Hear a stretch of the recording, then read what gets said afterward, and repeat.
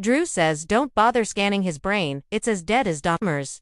In a shocking, darkly comedic declaration that has the internet buzzing, actor and musician Drew Best, known for his offbeat humor and boundary-pushing antics, has stirred controversy with his latest remark, "Don't bother scanning my brain, it's as dead as Dahmer's." The statement, equal parts chilling and outrageous, came during a candid interview on a podcast that prides itself on saying the quiet parts out loud. But what exactly did Drew mean by comparing his brain to that of Jeffrey Dahmer, one of history's most notorious serial killers? Was it a joke gone too far? A cry for help? Or yet another calculated move to stir the pot in a world where shock value often equals virality? Let's break down the bizarre world of Drew's latest headline-grabbing moment, the shocking quote. All went down during an episode of the Unfiltered and Untamed podcast.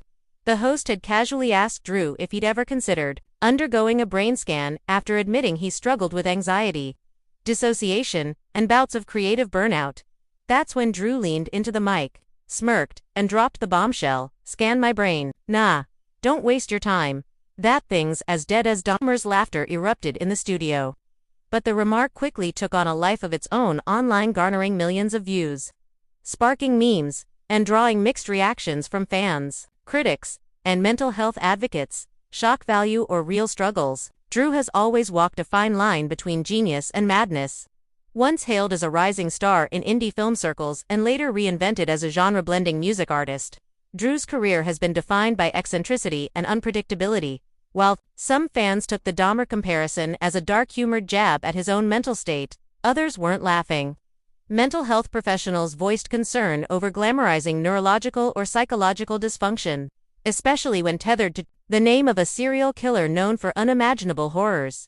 Still, longtime followers of Drew weren't entirely surprised. He's been open in the past about his battles with depression, isolation, and the emotional toll of fame. The hyperbolic comparison may have been his way of expressing profound mental fatigue, but in a way only Drew could. Backlash begins. The backlash came fast and furious.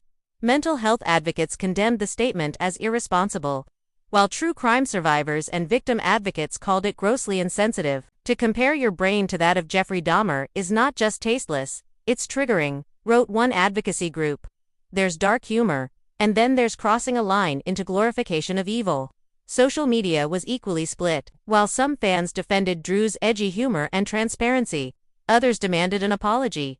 "I get that he's trying to be funny, but this just feels icky," one ex-formerly Twitter user posted. "Drew needs therapy, not a microphone," another wrote bluntly. Drew responds. Sort of as expected, Drew didn't issue a traditional apology. Instead, he doubled down with a cryptic Instagram post featuring an image of a decayed brain overlaid with neon graffiti reading, "Still more alive than the industry." The caption, "Think I hit a nerve." That post received over 1 million likes in less than 24 hours. The psychology behind the statement experts weighed in, noting the possibility that Drew's comment reflects more than just a flair for provocation. When public figures make disturbing self-referential comments, it's often a shield, a way to cope with or deflect from deeper pain, said Dr. Nadia Hill, a clinical psychologist. It could be an expression of burnout, dissociation, or even a passive form of Dr. Hill added that the glamorization or humorous framing of mental health issues can be dangerous, especially when it involves invoking figures like Dahmer, who represent real trauma for many. A pattern of provocation. This isn't Drew's first time stirring the pot.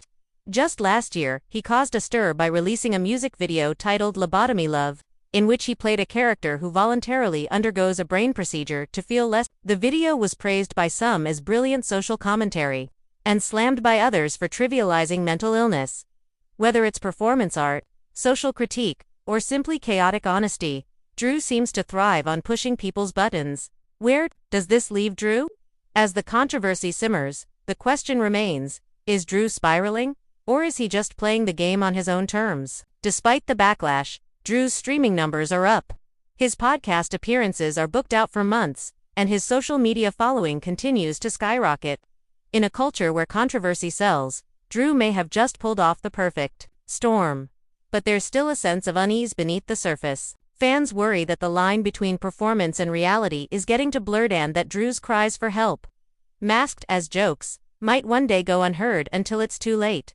Final thoughts: don't bother scanning my brain, it's as dead as Dahmer's. It's a sentence that sounds like it belongs in a horror movie or a grim satire, not in the real-life musings of a public figure. Yet Drew's statement speaks to a deeper cultural conversation, the way we talk about mental health, trauma, and the cost of constantly performing for an audience. Whether you see Drew as a misunderstood artist, a shock jock in disguise, or someone teetering on the edge, one thing's clear: he's got everyone talking. And maybe, in Drew's world, that's the whole point.